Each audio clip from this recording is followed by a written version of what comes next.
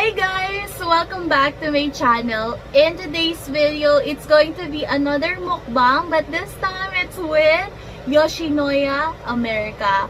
First of all, I would like to say thank you to the manager who's always active on Instagram for giving me a chance to film this video in front of you guys. And Yoshinoya has been my favorite, even though hindi pa na-sponsored tong video na to.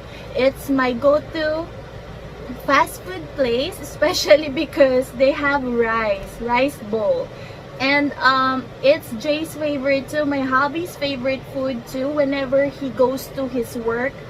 Kasi nga, night shift siya, and sometimes he rather sleep during dinner time. So when he goes to work, he always makes sure to go to Yoshinoya before they close so he can grab his dinner. And his favorite one is the original bowl, which is the beef. This video is sponsored by Yoshinoya _America. Thank you so much for sponsoring this video and for sponsoring our food tonight. And obviously, I cannot finish this all, so I'll be sharing this with my family. Without further ado, let's proceed to the video.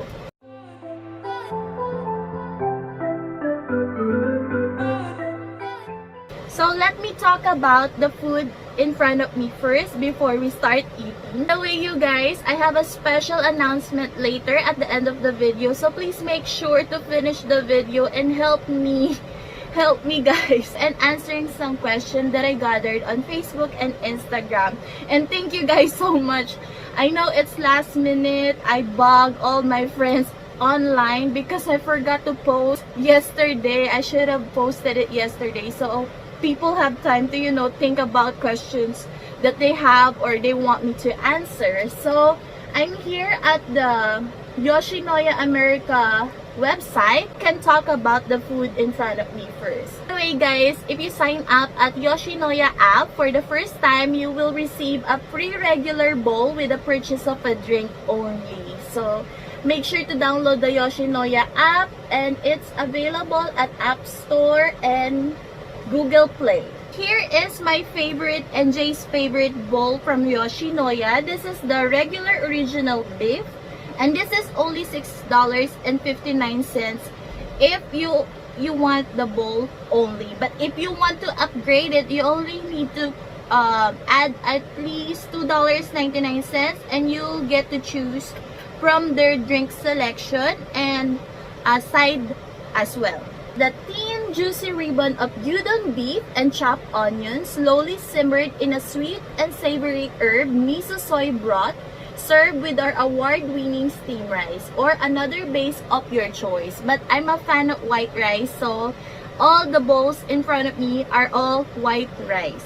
So here is my favorite one. Next we have the regular original beef with veggie. I ordered one just the meat itself, and the other one has the veggie, but they decided to put veggie in both, and I'm not complaining, it's okay. I'm just saying though that whenever we buy, we opt out the vegetable. We're not a fan of vegetable, but we can eat it, you know. It's just not our usual thing we order from Yoshinoya, but it's okay. So it's the same thing as the first one that I showed you, but this one has a vegetable. It's still the same price. If you want just the meat, $6.59. If you want with the vegetable, it's $6.59 as well. And it's pretty heavy bowl. Regular grilled barbecue beef. It's going to be my first time trying this one, so I'm excited. It has tender beef and chopped onion, grilled to perfection, tossed in a sweet and spicy Asian barbecue sauce, and garnished with sesame seed. Served with award-winning steam rice. I hope you can hear me better, because it's so hot today that I can't film without the AC on and the fan on. That's why it's a little bit loud in my background, so I'm sorry about that. I can't wait till this summer because I'm super tired of being sweaty. Next bowl, we have this boneless wings, crispy and tender all white meat chicken breast, hand-tossed in a sweet and savory barbecue sauce, served with award-winning steamed rice. And this is $6.59 as well. Lastly, I ordered their sweet chili shrimp. Crispy succulent shrimp tossed in a sweet and mild spicy Asian chili sauce, served with your choice of rice and veggies. And I picked the fried potato on the side and the sauce on the side because I don't want to be mushy in the picture. Start with the drink that I picked. I have a water. I have this Shera Mist, a regular Pepsi, a diet Pepsi, and then a Tropicana 100% apple juice for Ginny. And for the side, I picked the 2 cookies, side of potato. I asked for 2 clam chowder, but unfortunately, they only gave me 1 clam chowder, so I don't know what happened to the other one, but it's okay. So, the total side that I have right now is 4 instead of 5. But it's okay though.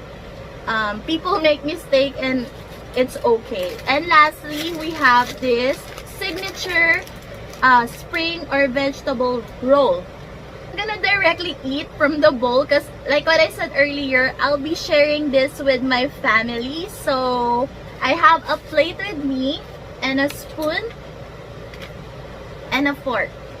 So yes, without further ado, let's proceed to eating because I've been waiting for this since morning. I haven't eaten anything at all. So I'm really hungry, you guys. This one. So like what I said you guys earlier, this video was sponsored, but even though it's sponsored, I only support a restaurant that I really do love, and Yoshinoya has been one of my favorite fast food around US. And you know, Filipino loves rice so much. I'll pick this over their food. Good.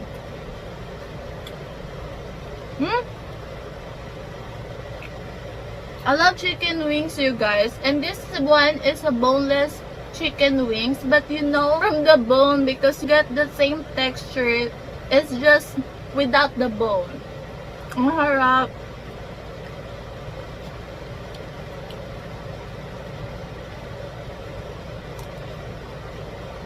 Okay, let's proceed to the question. It's from my top things on Instagram, you guys. It's my friend at LA. You've already seen her from the past vlogs that I have, like event. She's my event partner. And she said, she's asking me, what was the most spicy food you ate that you remember? Okay, what was my first spicy food that I remembered? Oh, Korean fried chicken from H Mart. Oh my gosh, if you haven't tried that yet, it's so good and so cheap. It's like a food stand inside a supermarket, an Asian supermarket, and then you just have to place your order and they'll make your order fresh while you're doing your grocery. They don't have dine-in. It's all to go. Korean fried chicken is my favorite. And the spicy tofu soup with shrimp and minced beef. Now I miss eating Korean food. My first favorite food was, of course, Filipino food. Next is Korean food. And then next is Mexican food. That's my go-to. Are you on live? Oh no, I'm not on live, but I'm filming. Try nga natin tong shrimp. I'm trying the shrimp with the sauce.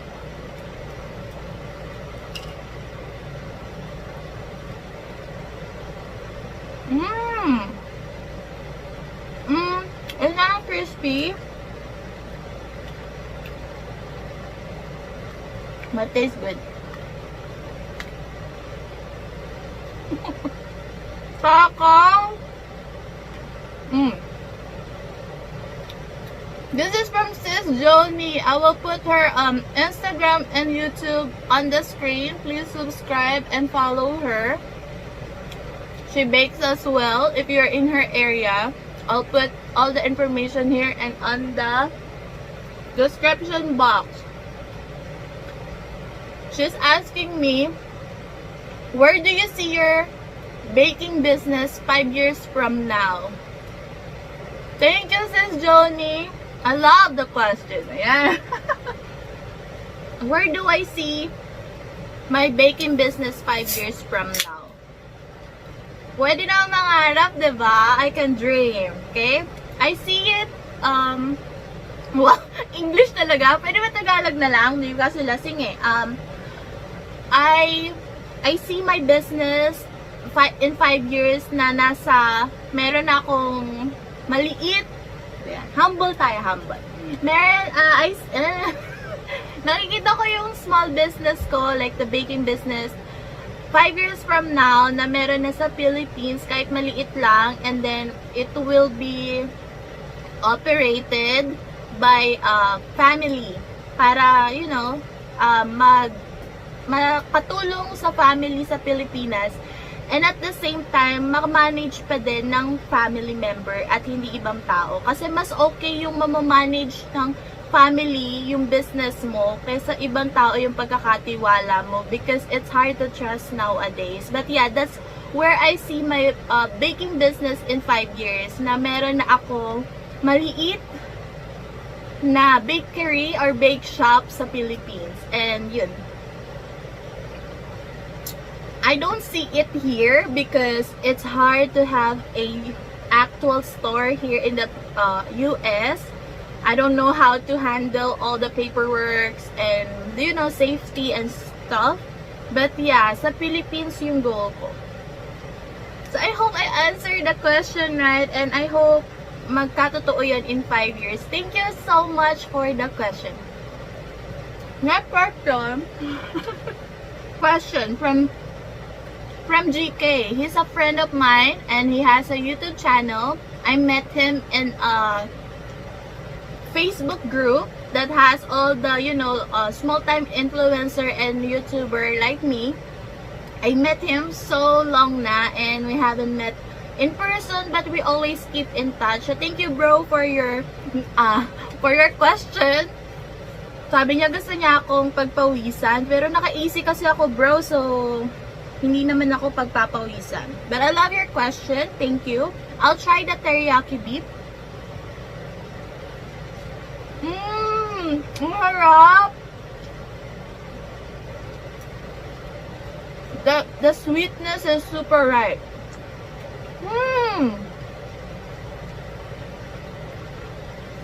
I feel like I ate inside a Korean barbecue place. No joke. Try this. We always buy this lang. So it's my first time trying this teriyaki beef. So good. Right sweetness, right tanginess. Sarap sa rice. Oh my god. Okay, let's go back to the question. This question is, kailan ko susundan si Janine? Or when am I planning on having another baby? Okay. That's a good question, you guys. I've been wanting to have another baby as kahit nung January pa yata yun, bago pa tong pandemic going on around us, I've been wanting to have another baby. And unfortunately, hindi pa ready ibigay. But we are trying now. If God give us, you know, the baby ngayon, ngayong panahon na to, we will be humbly accept it with our, you know, whole heart. Pero hindi pa kasi binibigay, so patiently waiting and patiently trying. But yeah, I'm excited to have another baby. Not because nagsasawa ako kay Janine, but you know, I want her to have, you know, as a little, you know, baby na makakasama niya everyday. Because I noticed, especially now that school days are, you know, officially open, she cannot really go to her cousin every week to play and hang out because they have school na online. So, sometimes I see her playing on her own. Parang, oh, that's me. Because I'm an only child. I don't want her to feel the same way as I felt before when I was a kid na I only play with myself, with my toys. Ang dami mga laruan, but you don't have, you know, playmates. So, that's my goal. To have at least 3 more baby or 4 more babies if mabibigyan ng chance. So yeah, thank you GK, and I love your question because I can, you know, open up and vent with you guys. I feel like I'm connecting kasi pag personal questions like this, and thank you for the question. Yeah, I'm trying, we're trying, but hindi pa nga sa ready ibigay. But yeah, thank you GK. Follow and subscribe to his YouTube channel. I love his travel in the Philippines so much. I always go back and rewatch it kasi it's really fun. He goes to different places around Manila na, you know, mga kinakain niya ng college days niya, and I love it. Thank you! Next is from Sis Jen Weaver. I think yun yung last name niya kasi dito sa screenshot, it's only her first name. So, kain muna tayo.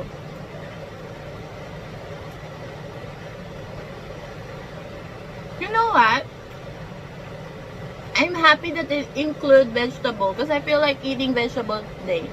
It's good. So crunchy. Sabi ni Sis Jen, how to be you sis? Yun lang. Ganda ka na eh. Just kidding. Ang kapal. Baka naman subscribe kayo. Thank you sis. I hope I meet you someday, no? Soon. We're in States nga. We're OFW, but it's so hard to, you know, really see each other. Talo na ngayon na may pandemic. We cannot really travel and see friends. But thankful to meet you online. A virtual hug. Thank you so much. And I'm so sad what happened, yung pinag-uusapan natin kanina in your business. But I hope you can figure it out what to do. Just ignore that inggitera around you. Just keep on doing what you're doing. You're doing great. For your son, do it. Kung mo silang pansinin. And for the ganda ka na, ganda ba? No, it's all makeup and light. In real life, hindi po talaga ganito ang aking pangangatawan at aking itsura. At pareho po tayo magaganda, lahat naman tayo maganda, ginawa ng Diyos. At na-enhance lang siguro because of all the makeups and all the light. But hindi po grabing ganda, alam niyo yun. Like, it's just the makeup and light. But thank you so much for appreciating it. Nox naman. Thank you, Jan. Thank you. I hope I meet you someday. Thank you. Ate Shimei. Oh my God. I met her way back pa before I started Instagram and YouTube, and she's an inspiration. She loves plants, indoor plants, every plants that she have. I'm obsessed. I wish I can have those plants in my house, but I know it's gonna die if I take care of them. So thank you. Good job, Ate. Please subscribe to her YouTube channel. She already reached 4,000 views, and in a span of a month lang yata. Congratulations, Ate. And sana all. But please subscribe to her YouTube channel and help her, you know, reach 1,000 subscriber para monetize na niya yung channel niya. So, thank you, Ate Shimei. I hope I'm pronouncing it right, no? Sorry. It says, what inspired you to make delicious delicacies? And what was your favorite creation so far? Great job on your hard work and dedication, sis. Thank you so much. This kind of question, I always take na talagang gusto ko yung mga ganitong questions because nahahappy ako na na-appreciate niyo yung ginagawa ko online. And I know some people are getting irritated na, oh my God, nag-post na naman siya and all that. Nagtatrabaho lang po ako. I'm just doing my job. Yun nga lang, I know, nakakairita kasi lagi-lagi niyo ako nakikita. But it's my job at home. And yun nga, sideline is online selling ng mga baked goods ko here in States. But this is the only way I can help and support my family, especially during this pandemic going on. My family lost jobs, so I need to do sideline para makatulong to pay our bills and, you know, feed my family as well. What inspire me is my family kasi super supportive sila. Whenever I make products or bake products, I always make something for my family and friends to try before, you know, sell it. Because I want the best before I released it. Because I don't want just to release because I just want to make money out of it. No, I want to release food that's something that people will enjoy. You know, like, nai-inspire ako whenever someone ordered, can I order ube cheesecake for our dinner tonight? And sometimes when ganun yung order, sobrang ginagalingan ko siya. And then when they receive it, I constantly checking my Instagram to make sure that may comment ba, baka sabi hindi masarap, baka maalat, matamis. I always check you guys. And sobrang nakakataba ng puso when you hindi ka na naman nag-a-ask ng feedback, but people will, you know, message me and tell me, oh my god, it's so good, it's not too sweet, it's just right. Yes, guys, yun yung parang naka-i-inspire akong gumawa pa ng maraming product, lalo na hindi katamisan, because I'm not a fan of really sweet dessert. As much as possible, kung pwede nga lang wag lagyan ng asukal, ginawa ko na. But if the recipe calls for 2 cups of sugar, I always put a cup. Alam yun, binabawasan ko, and then I'll try, okay naman kahit a cup. So that's what I produce. So yun yung inspiration ko, my family, and then the feedback of my customer who love my baked products. And my favorite creation so far is my ube custard cake. That's my favorite right now. But my very first favorite was ube pandesal, ube cheese pandesal, because that's what made me where I am right now. Without ube cheese pandesal, people not gonna notice me, people not gonna buy from me. That's the biggest break that I received. Kasi I started baking 2014 pa here in Long Beach, but it's not that much sale compare when I started this year with ube cheese pandesal. People keeps coming back. And whenever I produce more product, people keep trying it. And thank you to the ube cheese pandesal trending, because that's what makes or opened a lot of door for my business. So thank you! Oh my gosh, I love this question. Na-answer ko ba ng maganda? So thank you sis for leaving. Please subscribe to her channel. Thank you!